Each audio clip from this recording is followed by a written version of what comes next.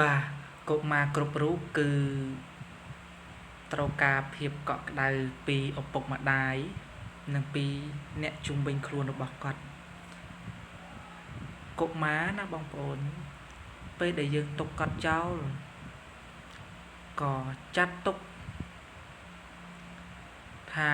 ជាព្រឹត្តិការណ៍ប៉ះទង្គិចផ្លូវចិត្តសម្រាប់កុមារដែរពីព្រោះអីពីព្រោះកុមារគឺងាយរងគ្រោះណាស់ងាយរងគ្រោះ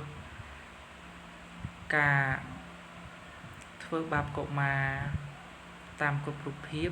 សុទ្ធសឹងតែជាព្រឹត្តិការណ៍ប៉ះទង្គិចសម្រាប់កុមារទាំងអស់អញ្ចឹងនៅពេលដែលគាត់ប៉ះទង្គិចតាំងពីតូចអញ្ចឹងប៉ះពាល់ដល់ការអភិវឌ្ឍរបស់គាត់ទាំងពិសេសផ្នែកសុខភាពផ្លូវចិត្តហើយបទពិសោធន៍ពីកុមារភាពនេះអាចលងបំលាចដល់ជីវិតរបស់គាត់ផ្នែកសុខភាពផ្លូវចិត្តរហូតដល់គាត់ពេញវ័យឬរហូតដល់ពេលណាមួយដែលយើងមិនអាចដឹងបាននោះអញ្ចឹងពីកុមារភាពហ្នឹងគឺសំខាន់ណាស់ដែលត្រូវការថ្នាក់ថ្នមភាពកក់ក្ដៅដោយពេញលេញបំផុតនិងការមើលថែដោយការយកចិត្តទុកដាក់បំផុតពីព្រោះកូនគឺជាទ្រព្យសម្បត្តិរបស់ឪពុកម្ដាយ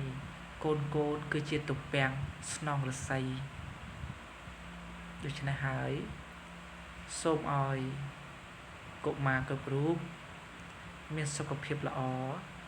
សូមអាណាព្យាបាលគ្រប់រូបមើលថែកូនប្រកបដោយការទទួលខុសត្រូវផ្ដល់នូវភាពកក់ក្ដៅការយកចិត្តទុកដាក់ខ្ពស់បំផុតសម្រាប់កូនដើម្បីជាទំពាំងស្នងស្រីសម្រាប់គ្រួសារនិងសង្គមជាតិនិង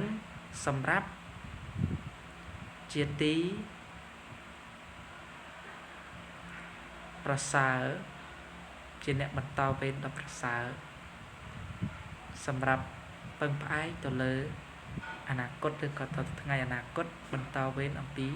ឪពុកម្ដាយ